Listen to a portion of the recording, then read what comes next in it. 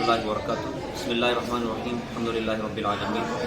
قال اللہ سبحانہ وتعالی کل من علیہا فان ویبقى وجہ ربک ذو الجلال والاکرام۔ صدق اللہ العظیم۔ اللہ کا فضل ہے، ہم لوگ اس وقت مکہ المکرمہ میں ہمارے حاجی سلیم صاحب، عبدالواحد بھائی، آمین بھائی، ہمارے امیر انجینئر صاحب، ابھی تھوڑی دیر پہلے یہ دل کو تکلیف دینے والی خبر ملی کہ ہمارے شہر کی ایک عظیم شخصیت حاجی شیخ رشید صاحب مرحوم دنیا سے رخصت ہو گئے۔ ان کا دنیا سے رخصت ہونا یقیناً ان کے تمام رشتہ داروں کے لیے، اہلیہ محترمہ، بچے بچیاں، دور نزدیک کے رشتہ دار، بھائی، اور یوں کہوں کہ سارے شہر کے لیے ایک صدمے اور غم کا باعث ہے۔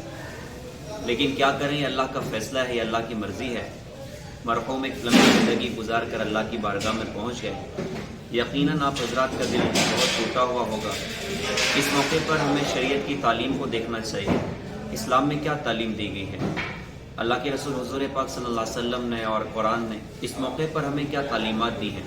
تو قرآن میں تو یوں ارشاد فرمایا کہ وَاسْتَعِینُوا بِالصَّبْرِ وَالصَّلَاةِ، کہ مدد حاصل کرو صبر کے ساتھ اور نماز کے ساتھ، اور ارشاد فرمایا کہ اِنَّ اللَّهَ مَعَ الصَّابِرِينَ، کہ بے شک اللہ تعالیٰ صبر کرنے والوں کے ساتھ ہے۔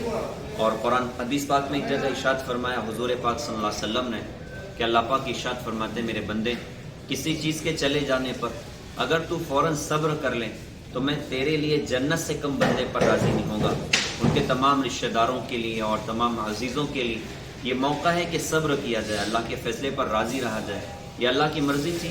آپ حضرات نے ان کی خدمت میں جو کرنا تھا آپ نے کیا، پیسے بھی خرچ کیے، خدمتیں بھی کی، لیکن یہ اللہ کی مرضی تھی۔ ان کی موت کا وقت ان کے مقدر میں لکھا تھا، وہ آیا اور مرحوم اللہ کی بارگاہ میں پہنچ گئے۔ اللہ کی قسم ساری دنیا بھی اکٹھی کر لیتے، ان کی زندگی کے ایک سیکنڈ بڑھا نہیں سکتے تھے۔ ساری دنیا اکٹھی کر کے ان کی زندگی کے ایک سیکنڈ گھٹا نہیں سکتے تھے۔ جو وقت تھا وہ آیا، وہ دنیا سے رخصت ہو گئے۔ اب اس موقع پر صبر کرنا چاہیے۔ ایمان والے کی اپنی یہی شان ہے۔ کہنے والے نے کہا تھا کہ جو بخشے تو زہ قسمت، نہ بخشے تو شکایت کیا، سر تسلیم خم ہے جو مزاج یار میں آئے، کہ جو اللہ کی مرضی وہ ہماری مرضی، ہم اپنے اللہ کی مرضی پر راضی ہیں۔ اللہ نے دیا، اللہ کی نعمت تھی، اللہ نے لے لیا، اللہ کے عین انصاف ہے۔ لہٰذا آپ حضرات اس موقع پر صبر کریں، اللہ کے فیصلے پر راضی رہیں۔ اور ظاہر سی بات ہے کہ والد کا دنیا سے چلے جانا یہ وہ خلا ہوتا ہے جو پورا نہیں ہوتا، اور یہ وہ درد ہوتا ہے جس کو اولاد بھول نہیں سکتی۔ تو اس موقع پر علماء یوں فرماتے کہ جب تم پر کوئی مصیبت آئے نا تو اپنی مصیبت کو اپنے نبی حضرت محمد صلی اللہ علیہ وسلم کی مصیبت میں تلاش کرنا، تمہارا درد تم پر آسان ہو جائے گا، تمہارا دکھ تم پر آسان ہو جائے گا۔ میں ان کے بچوں سے کہوں، ان کی بچیوں سے کہوں، ان کے بھائی اور دور نزدیک کے رشتہ داروں سے کہوں کہ آپ نے مرحوم کے ساتھ زندگی کے بڑے زمانے گزارے ہیں۔ آپ ہمیں بتائیں کہ حضور پاک صلی اللہ علیہ وسلم نے اپنے ابا کے ساتھ زندگی کا کتنا زمانہ گزارا۔ ہم اللہ پاک کی حکمتوں کے قربان جائیں کہ ہمارے نبی کا تو وجود بھی دنیا میں نہ ہوا تھا کہ آپ کے والد حضرت عبداللہ دنیا سے رخصت ہو گئے تھے۔ کیسا درد ہو حضور کو، کیسا غم حضور کو۔ کبھی تو اللہ کے رسول نے چھوٹے بچے نے مکہ میں دیکھا ہوگا کہ کوئی باپ اپنے بچے کو گود میں اٹھا کر عکاظ اور مجنہ کے میلوں میں گھوم رہا ہے اور فروٹس دلا رہا ہے، کھانے دلا رہا ہے، کھلونے دلا رہا ہے، اور کاندھے پہ بٹھا رہا ہے، گود میں اٹھا رہا ہے۔ تو آپ اندازہ لگائیے کہ کیا چھوٹے بچے محمد صلی اللہ علیہ وسلم کو ابا کی یاد نہیں آئی ہوگی۔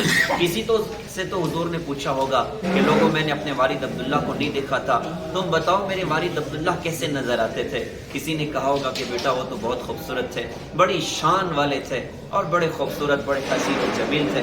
یہی درد تھا حضور پاک صلی اللہ علیہ وسلم کی زندگی کا۔ اس لیے ایک موقع پر اللہ کے رسول نے فرمایا تھا، کاش میرے ماں باپ زندہ ہوتے۔ یہ کتنا درد والا جملہ ہے، کاش میرے ماں باپ زندہ ہوتے۔ اور آگے یوں فرمایا تھا کہ نہیں تو کم از کم میری امی تو ضرور زندہ ہوتی، اور میں عشاء کی نماز کے مصلی پر ہوتا اور سورہ فاتحہ بھی شروع کر چکا ہوتا، اور میری ماں مجھے گھر میں سے پکارتی، بیٹا محمد، میں اپنی ماں کی خاطر نماز توڑ کے حاضر ہو جاتا۔ تو یہ درد حضرت محمد صلی اللہ علیہ وسلم پر بھی آیا۔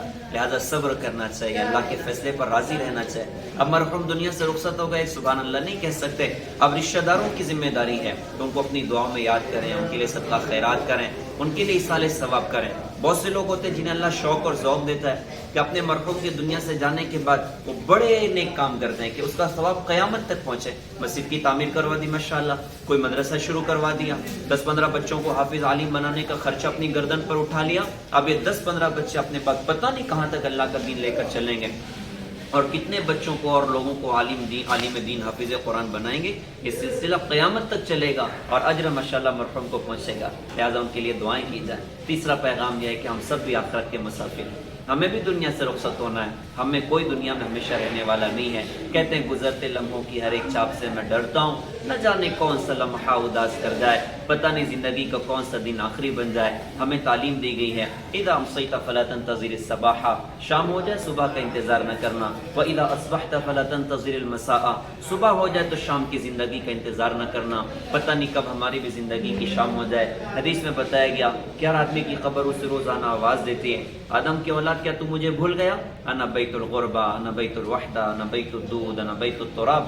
آدم کی اولاد میں پردیس کا گھر، تنہائی کا گھر، کیڑوں کا گھر، مٹی کا گھر. ایک دن آئے گا کہ ہم بھی ادھر ہی چلے جائیں گے. کہنے والے نے کہا تھا دنیا کیا ہے مسافر، منزل تیری قبر ہے. طے کر رہا ہے جو تو 2 دن کا یہ سفر ہے. جب سے بنی ہے دنیا لاکھوں کروڑوں آئے، باقی رہا نہ کوئی مٹی میں سب سمائے.